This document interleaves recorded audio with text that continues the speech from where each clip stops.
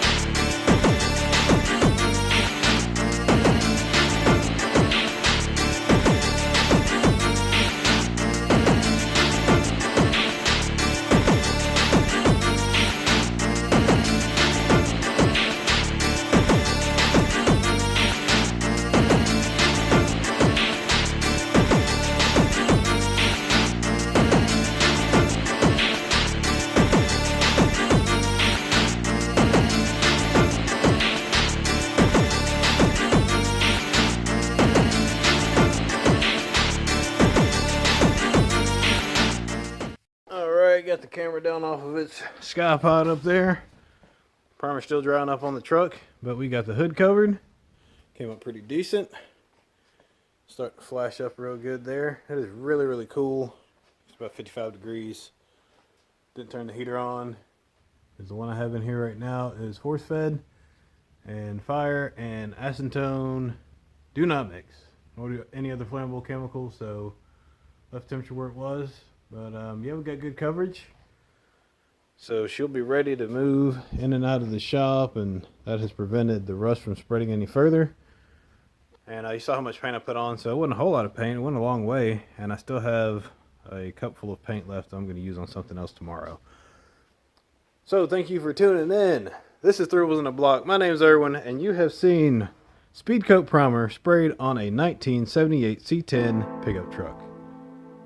Thank you guys for watching. Hope you found this video helpful. If you have any questions, leave them in the comment section below, and we will see you next time.